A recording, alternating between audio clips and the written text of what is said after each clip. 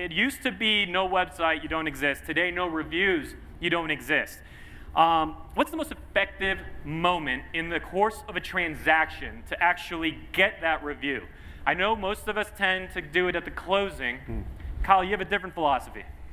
Yeah, if you've moved recently, you know what your mental state is when you're moving, and it's not good. You're frazzled, you don't know where anything is, you're a hot mess. Like, asking somebody for the review while they're in the middle of that is probably the worst thing that you can do. So just like closing, just like when you should ask for referrals, it should be early and often, not just after a transaction closes. Because most people, the transaction closes, they ask for a review like the next day. It's part of their campaign, hopefully in their CRM, because you guys are all gonna have CRMs after this.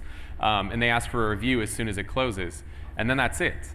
So for us, we're hitting them at 4 different points in the transaction. The happiest point of the transaction in 99% of transactions is offer acceptance. Everybody's happy at that point. The seller's happy because, hey, this is the price we're comfortable with. Buyer's happy, yeah, we got the house.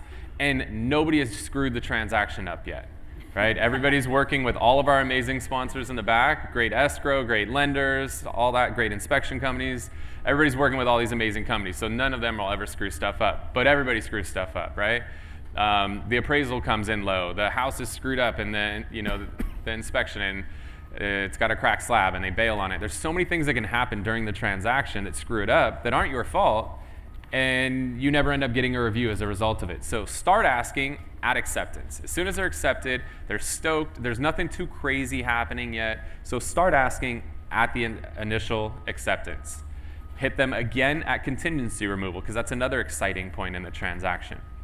Hit them after it closes, but wait a week after it closes. Like, let them get a little bit settled in. That one's actually been our #1 spot. We've tracked when the reviews come in. Hitting them 7 days after close has been really good, and we hit them again 30 days after close. So we're hitting them 4 different times throughout the process, as opposed to just one time as soon as it closes. So hit them with the 2 happy points during the transaction, and then give them a little time to get settled and hit them again after it closes. The thing that we're really big on is doing it via video. Video is our thing. So I'm always doing it via video. So I have videos that are pre-recorded and just says, hey, congratulations, your offer is accepted. We're super excited for you. If you have a quick minute, we'd love for you to share your experience working with us. There's gonna be a link down below. Go ahead and click that and share that.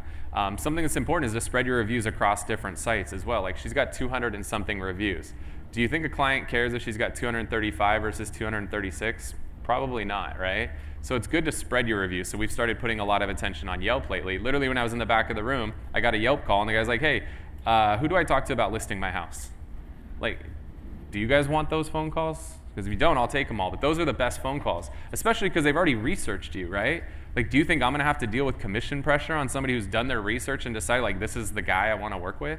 So those reviews are so important, because most of the time, if I get a call from Yelp, it's either somebody trying to sell me shit, or it's a lay down client, because they've already done their research and they want to work with us. So those reviews are super important. Spread those. Yelp, Zillow, Google, Facebook. There's a lot of different ways to do it. I recommend go really hard on one, build that profile up, then move your attention to the next, attention to the next, and attention to the next.